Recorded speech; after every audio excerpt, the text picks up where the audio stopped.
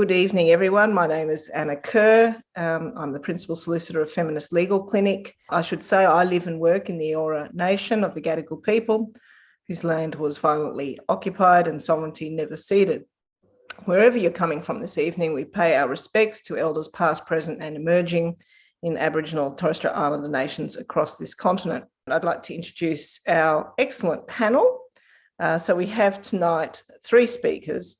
Stassja Frei, who lives in Naarm, Melbourne, or in the Kulin Nation on the land of the Bunwurrung people. She was and is hopefully a staunch feminist. She was in her late teens a staunch feminist, and in her early 20s, but without any feminist friends, it was a hard slog. 20 years later, the transgender agenda brought her back to feminism and prompted her to start the Coalition for Biological Reality, with which I hope you're all familiar. The private Facebook group now has over 500 members, and the Coalition's public Facebook page has over 6,000 followers. It's a fight Stassja simply can't walk away from, and the need for an Australian-focused weekly YouTube show covering the latest gender-critical news was apparent, and after much deliberation, she and Angela Jones started TERF Talk Downunder. So that's Stassja, and also here tonight is Angela Jones, who also lives in Naarm, Melbourne, in the Kulin Nation on the land of the Wurundjeri people. She is the facilitator of a domestic violence recovery service for mothers. Angela also runs an antique business, is studying counselling, and is a single parent to 4 children. She credits accidentally discovering second wave feminism at 19 with saving her life. It wasn't on her feminist bingo card that over 30 years later, she would become what her former union allies at Trades Hall described as a notorious Melbourne TERF.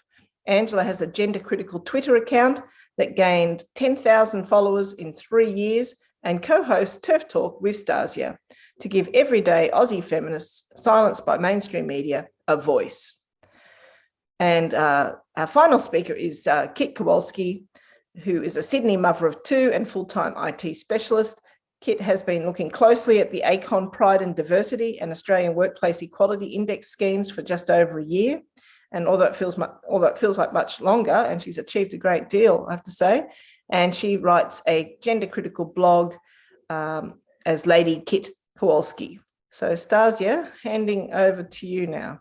On Sunday, the 11th of September, we held a successful protest on Parliament steps in Melbourne. About 30 women showed up, and this was protesting the housing of male offenders in women's prisons. So I'm going to talk about what went on behind the scenes to get this event up and running, and a bit about a how-to guide for those who want to create a protest movement in your area. I'll be honest, I really looked to the amazing Anna McCormack, who runs IWD Brisbane Meanjin, as a model for how to run our protest. So first up, signage, very important to get your slogans right. Originally, I had ones that said, trans women are men. And while this is really obvious to all of us, it could come across as bigotry to those who don't know what's going on. So I consulted our little Facebook group for Melbourne protesters and also our wise radfem philosopher, Holly Lawford-Smith. And the response was to not even mention the word trans. So that took a bit of rejigging. I also wanted the signs to be reusable for future protests. So I covered numerous issues affecting women. Aside from prisons, I also covered sports, single-sex spaces, and lesbians don't like penis, and so on. And then I needed an anti-woke printer. As many will know, there is, this constant denial of service for women like us. But I'm friends with conservative gender-critical woman Moira Deeming, who's with the Liberal Party here in Victoria. And she put me in touch with her printer, And as a bonus, he was only a 10-minute drive from my home. So that was great. So my advice would be, if you run into any problems finding a printer, just call up your closest Liberal Party or One Nation MP and ask for a recommendation. Women were very generous, contributing money towards the signage costs.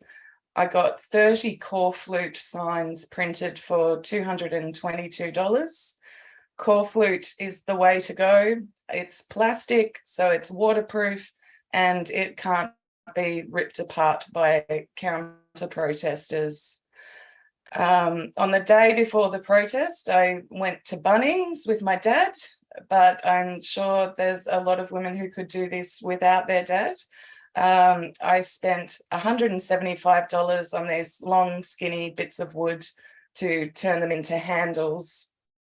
I was actually bowled over by how expensive that bit was, but anyway.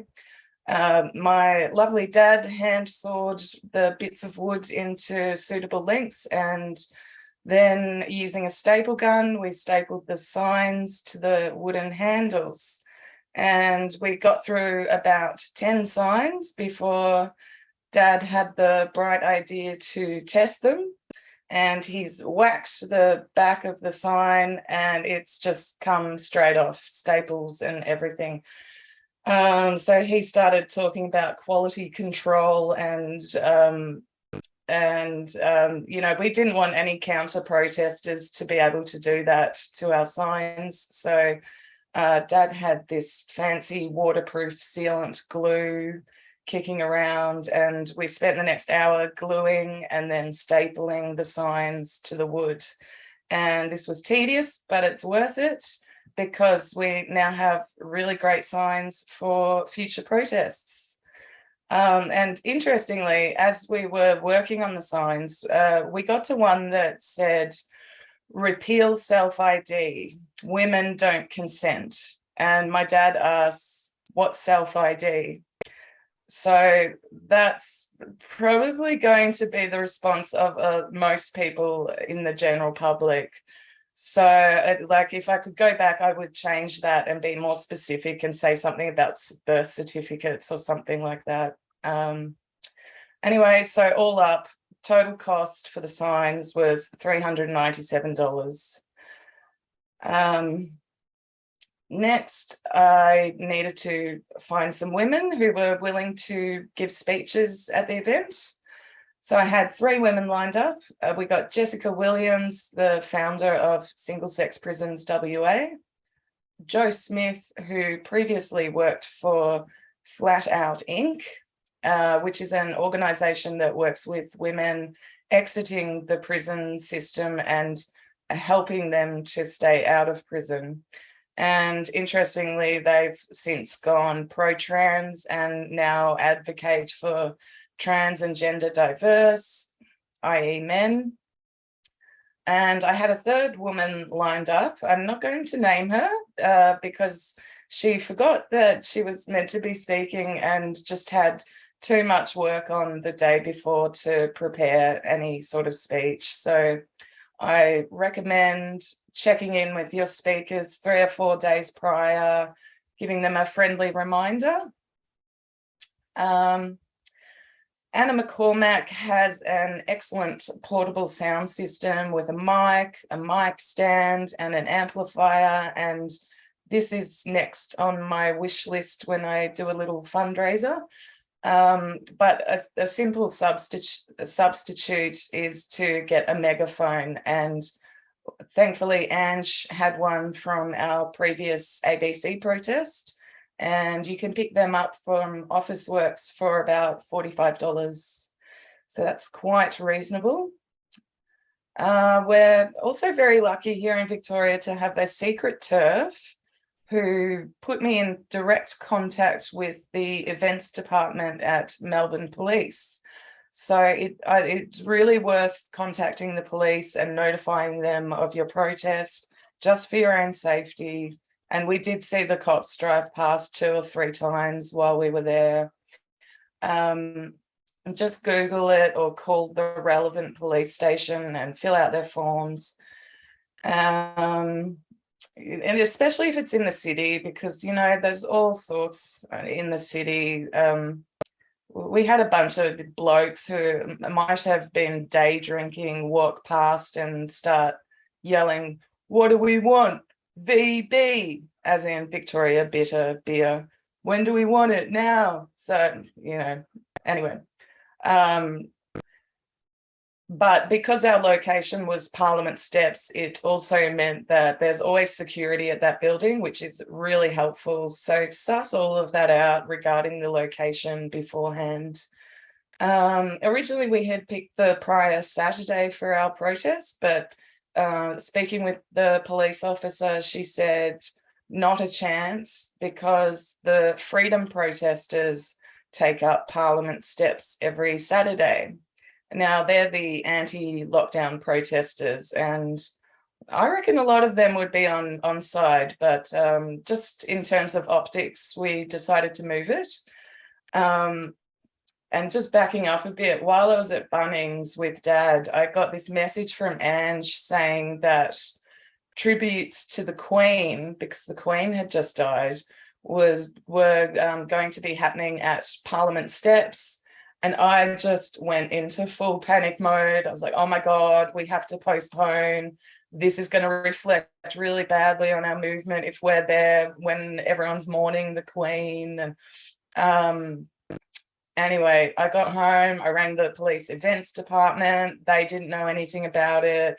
I Googled and messaged people on Facebook, and I ended up working out that they had actually moved the tributes to the Queen to Government House, not Parliament Steps. So, phew, that was a big relief. The day before the event, I realised I hadn't booked a venue from the after party.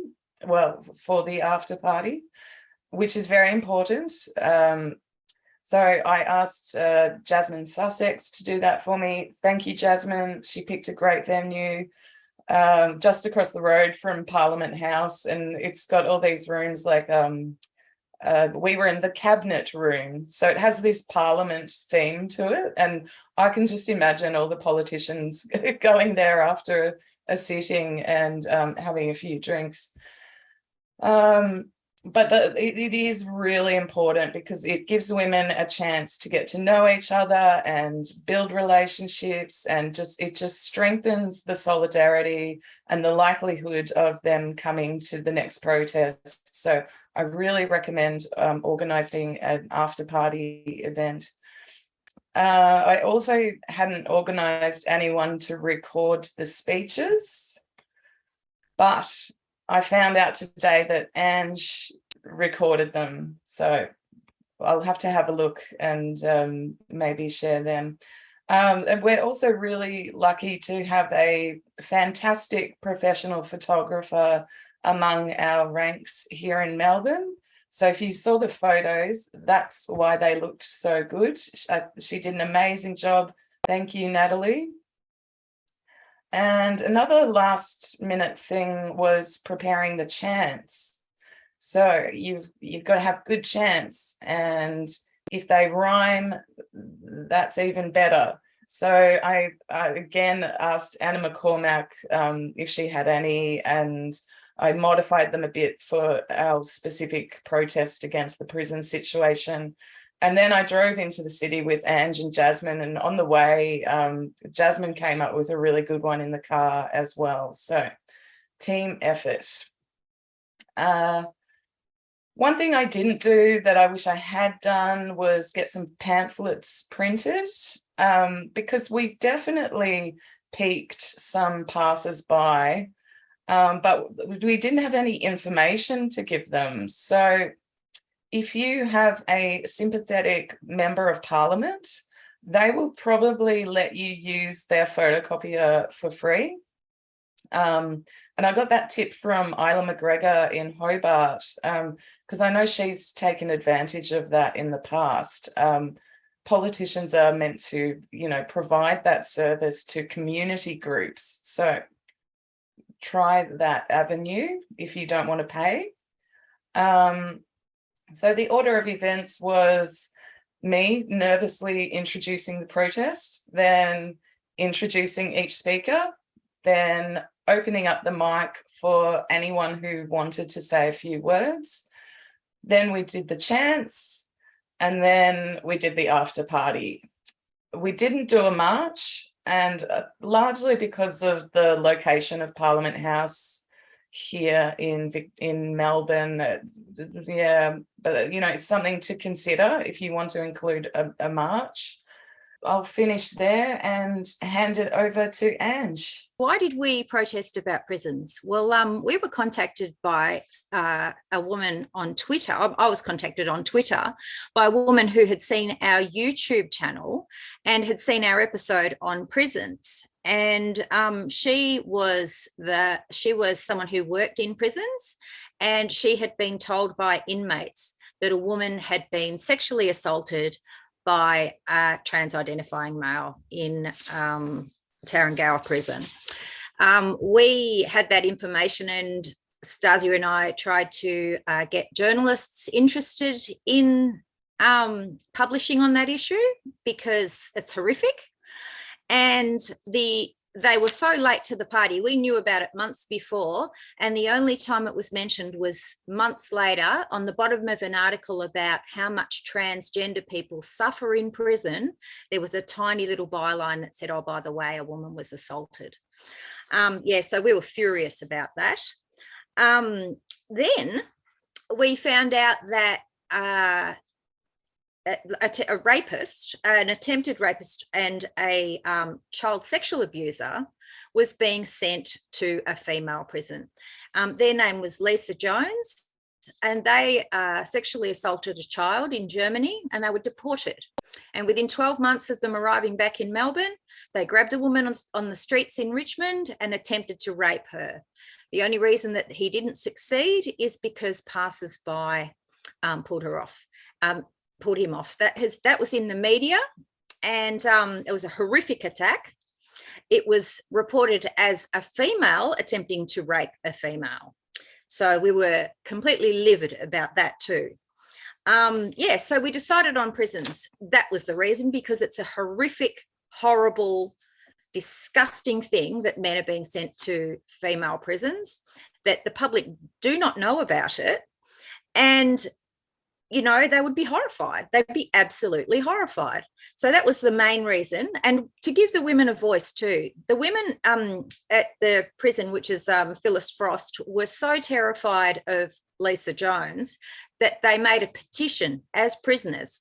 Now, anyone who knows anything about prison, that puts those women at risk. Anytime women, you know, get together and make a complaint about something to do with the prison, they risk, you know, not getting parole, they risk not getting privileges. So they were so terrified, they decided to do that. So yeah, we wanted to give them a voice. And also the other reason was because it's, you know, anyone who comes up to oppose that, anyone who said, oh, you know, you're bigots, you know, why are you protesting on Parliament steps about this issue? They're going to look horrendous, because nobody in their right mind would oppose a group of women advocating for other women to be safe. So, you know, it was also about, you know, how that would be perceived, because as we know, there's a lot of hostility to anybody that calls out anything to do with transgenderism. So, yeah, we thought that the prisons was an issue that people would feel very, very strongly about. And we were relatively safe from being abused because, it, you know, it's an awful, awful situation. So, you know, we protested at Parliament House because it was relevant to the issue, you know, for politicians, journalists and the like, to get the message that someone actually notices these women and somebody cares about the impact of self-ID on women. And also where we protested was on a public thoroughfare. So we were able to, you know, inform passers-by of what was actually happening. And, some were shocked. They didn't know. We had trams going in both directions through the whole time. And the general look on people's faces were they're looking, and as they read the signs, their looks of shock, like they'd actually, one, maybe it could have been the issue, but the other thing was that they had actually seen TERFs in real life. Because, people know that women are speaking out about the transgender issue, but we're kind of these, hypothetical women on social media, usually with avatars. We're not actual women.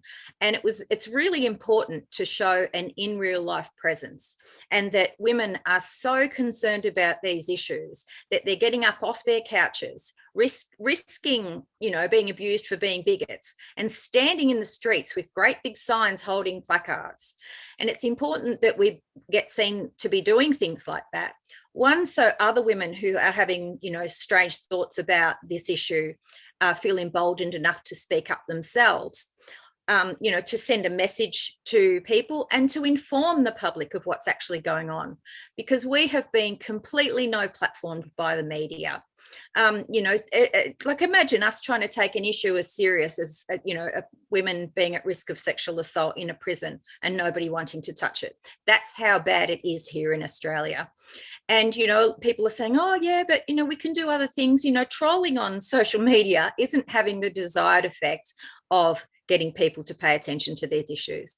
We need to break through the actual media and get them to pay attention. And, this is one of our many strategies for doing that. Our YouTube channel is another strategy. The things Kit's going to talk about is another strategy. So we have to have, as activists, we have to have a multi-pronged approach, and real life action is a really important part of that. Stassja talked about the risk management. The police, very important to let them know to have a permit, because then you are entitled to that space, and anyone who counter protests you will be removed by the police because you've got your permit, you're allowed to be there. It's a human right to speak, and if you've got your permit, they can't remove you.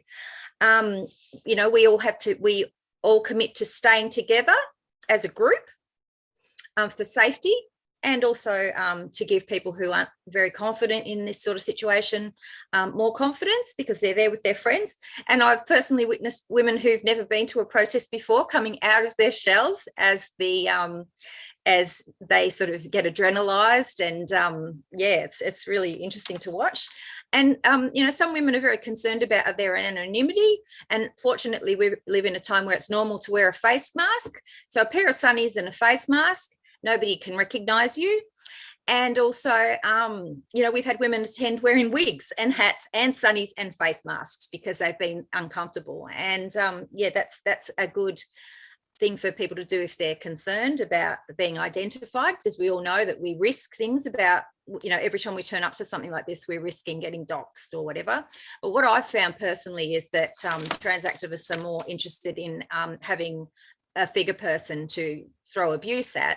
And as Stassja and myself are known, and so are some women around Melbourne, they're not busy doxing people that are with us. They've got someone to hurl abuse at because they know who we are. I think even more than the protest itself, as Stassja mentioned, is the after part, and where you get to know the other women, because it's a difficult thing to be an activist, and particularly on this issue where women feel exhausted, they feel invisible, they feel like nobody cares. We're talking about serious issues like safeguarding. We're talking about children. It is an emotionally taxing issue.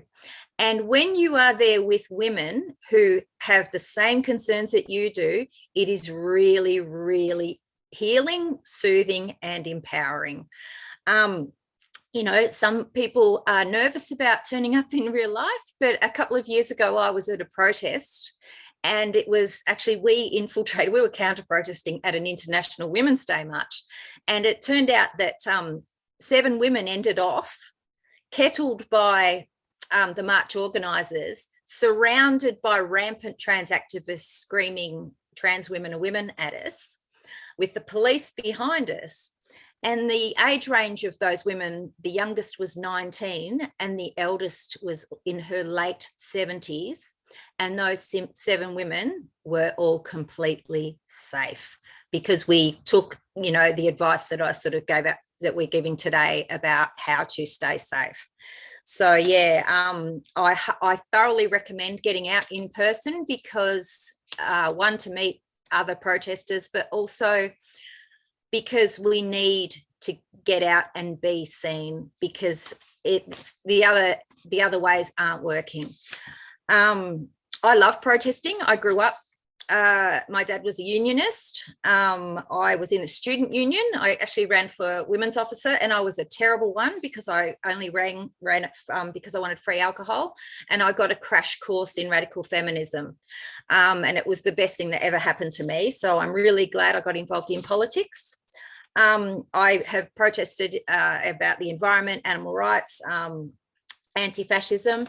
And what I have found about in real life protesting, I'm a woman from the left, and I think it has an impact on the left when they see other leftist women out there telling the truth.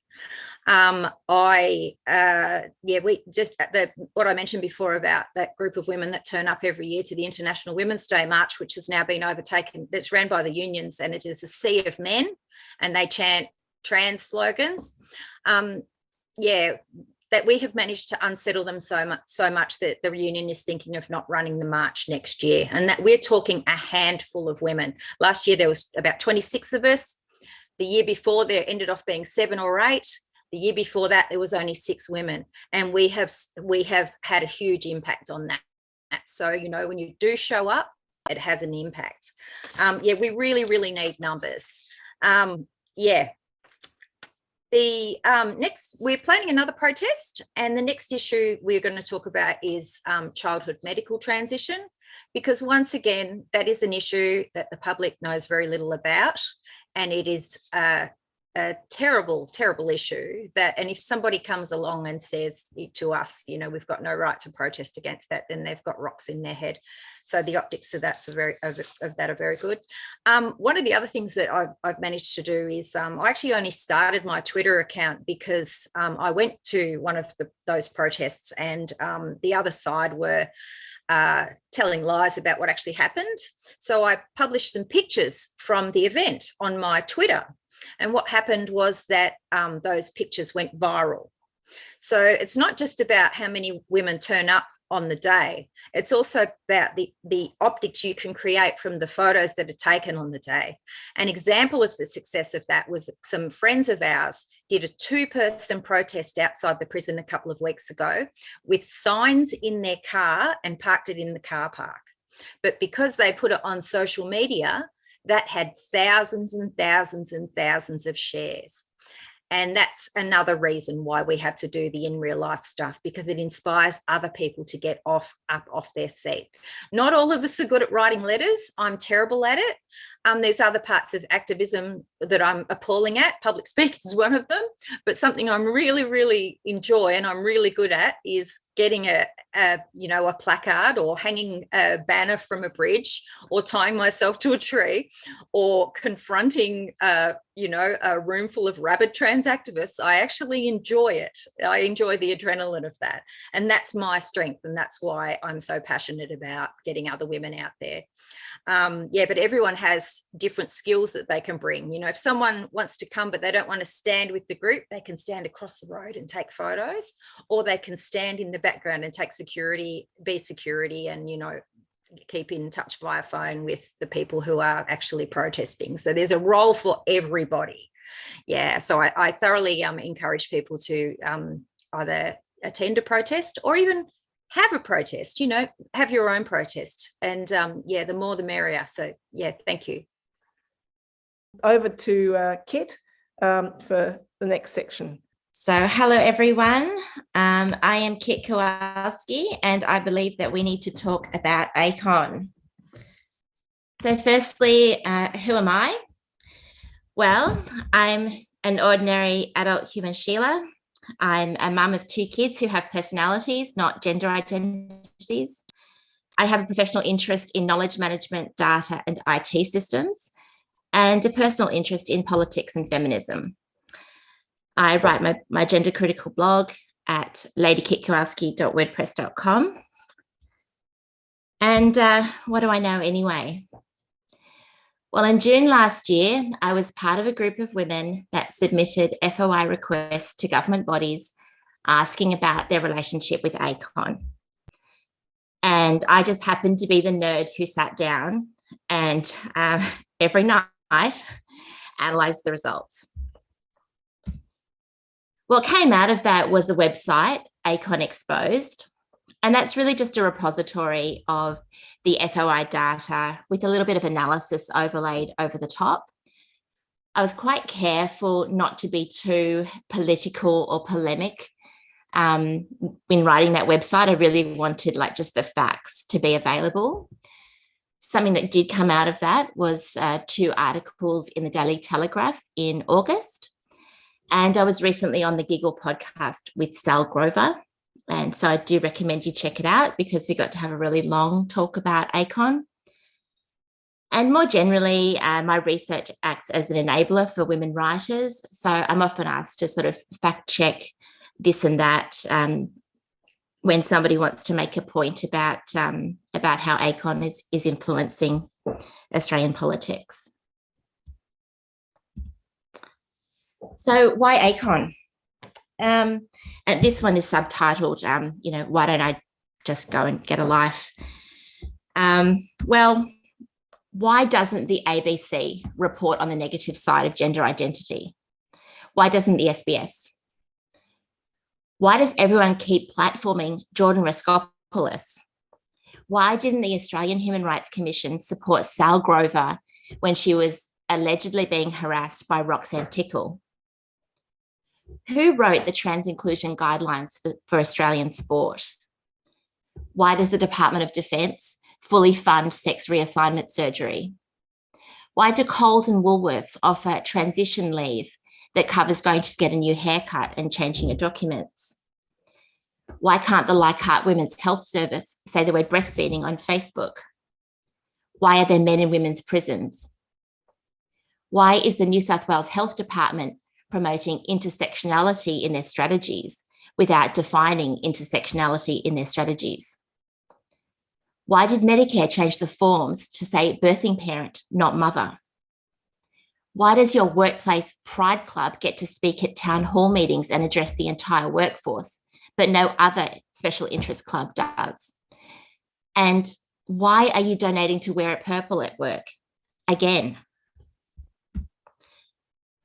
Well, since 2010, ACON have been actively positioning themselves as an authority on sexuality, sex, gender diversity, inclusion, and well-being in Australian workplaces.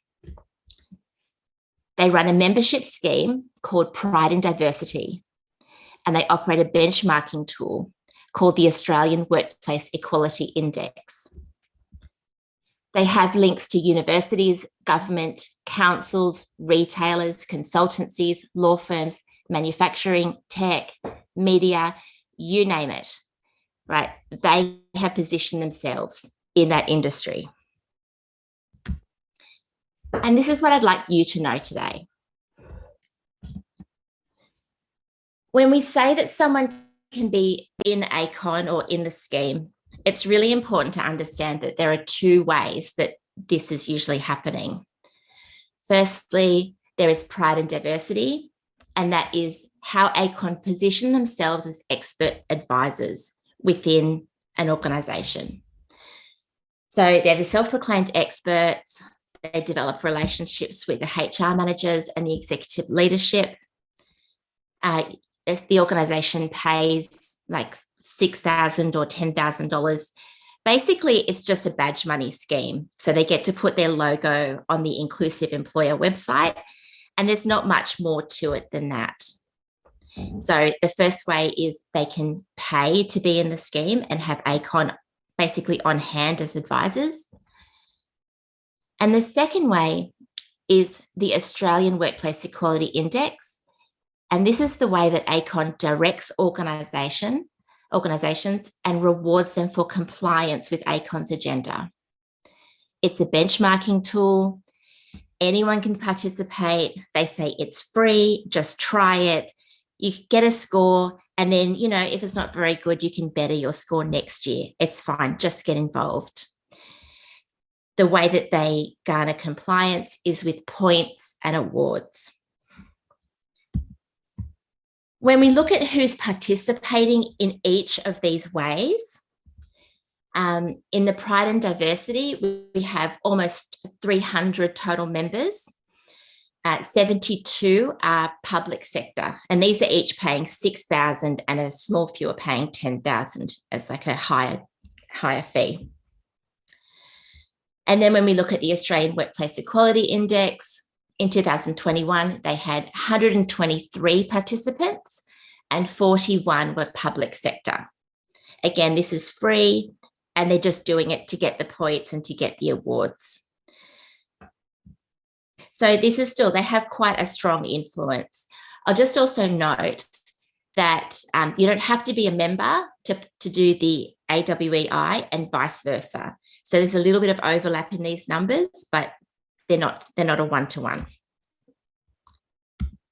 The two schemes do work together. If you do the AWEI, you don't have to be a member. You don't have to get ACON in to train your staff. You don't have to send your staff to ACON conferences, but it does help. If you're a Pride and Diversity member, you don't have to do the AWEI. You just pay your money.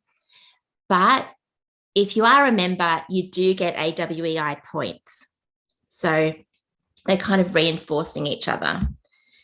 Again, you don't have to send your staff to the awards dinners or the conferences, but it's worth noting that every year the Australian Taxation Office receive AWEI points for donating $11,000 to the awards dinner, and they receive points for paying to send their staff members to go to the awards dinner. You don't have to get ACON to provide consultancy and training services. In fact, the SBS paid Pride and Diversity consultancy dollars to develop their own LGBTIQ training that then they roll out to other agencies. SBS gets money, the other agencies get AWEI points, right? So they're all reinforcing one another, okay? And once you're a member, you may as well do the AWEI and vice versa.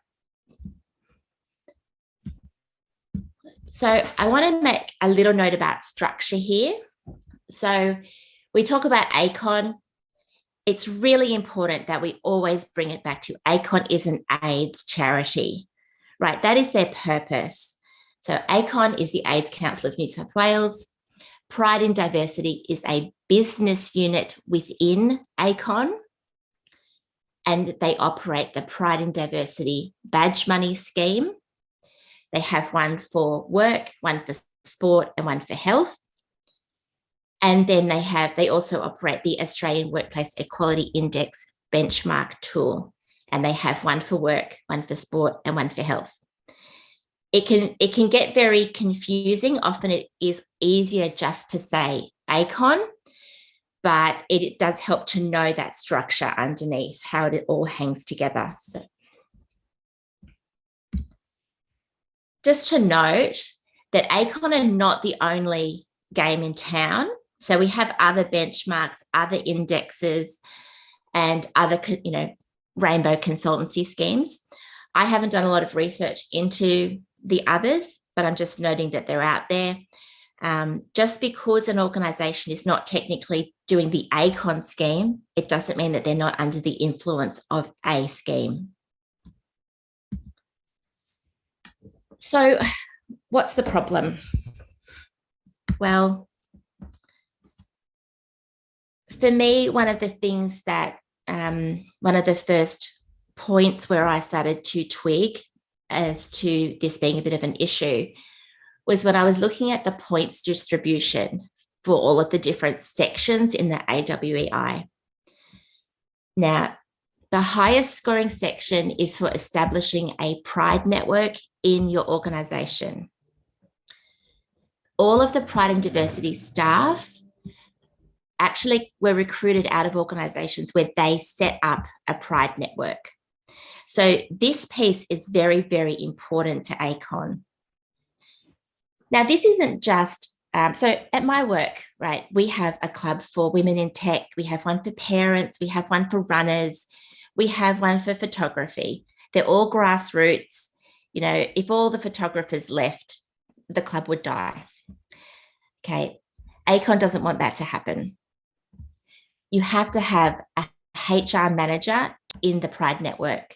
You have to have an executive sponsor, and their performance metrics should be tied to the performance of the Pride network. They have to have a plan of action. They are the ones who are responsible for the WEI goals being achieved. They have to have a succession document for if in case somebody leaves, to make sure that the Pride network continues on. And they receive points for being able to speak to the whole staff, getting the CEO to come to to speak at conferences, for celebrating Trans Day of Visibility and all of the other special days. So they're the boots on the ground. They're the people that have the skin in the game.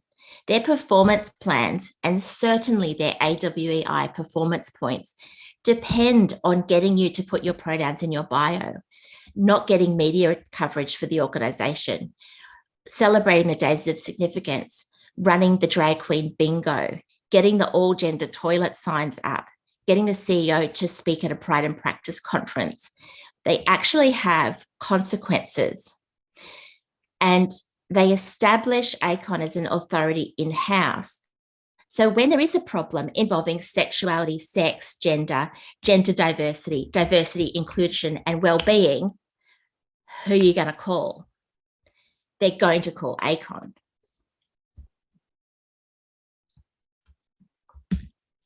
Just moving on to the media. One of my big questions as a lifelong ABC and SBS only viewer was, why haven't I heard of all of this? Well, Channel 10 is a Pride and Diversity member. ABC is a Pride and Diversity member and a Gold AWEI performer. Gold is the second highest level that you can get to. So this means that they're actually very closely complying with ACON's agenda.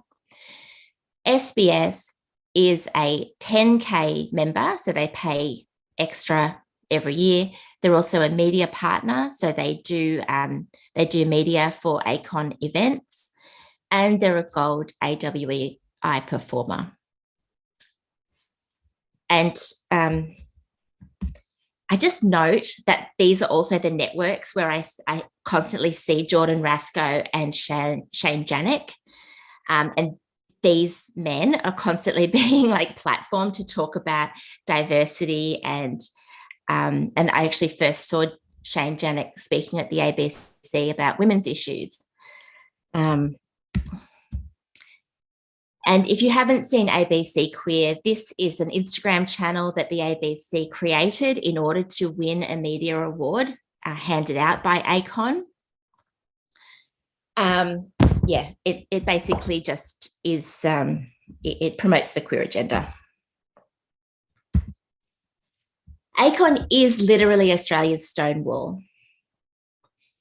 They are quite transparent that they based their scheme on the Stonewall Diversity Champions Workplace Equality Index scheme.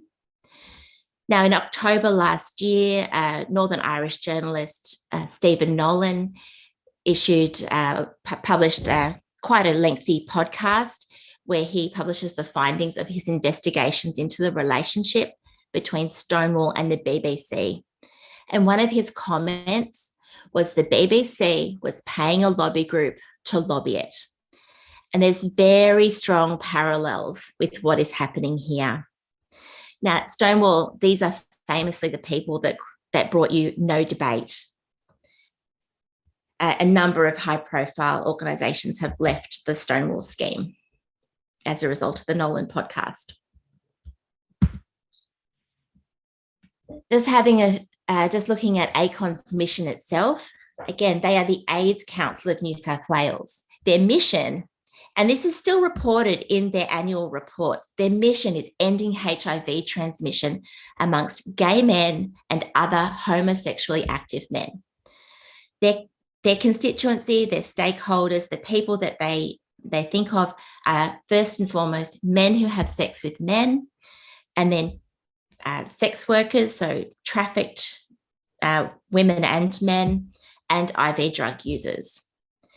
They receive almost $13 million a year from New South Wales Health for the purpose of ending HIV, right? Not for any of this other social programming.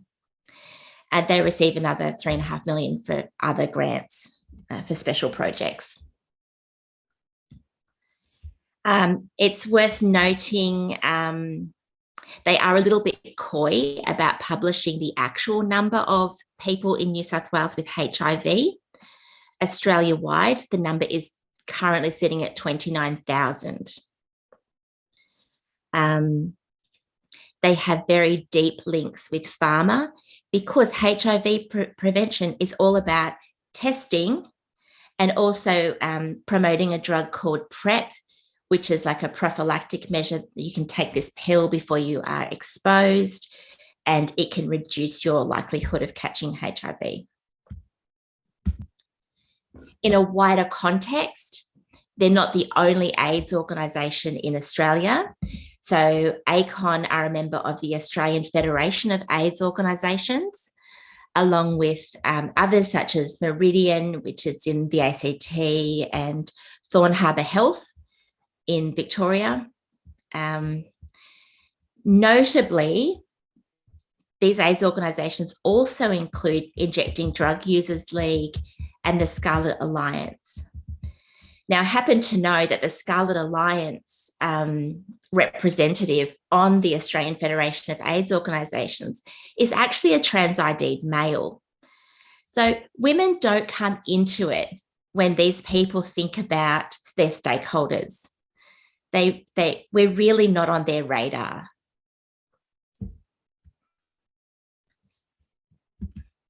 So a question I get asked really often is, are they in ACON, right? So is so-and-so in the ACON scheme?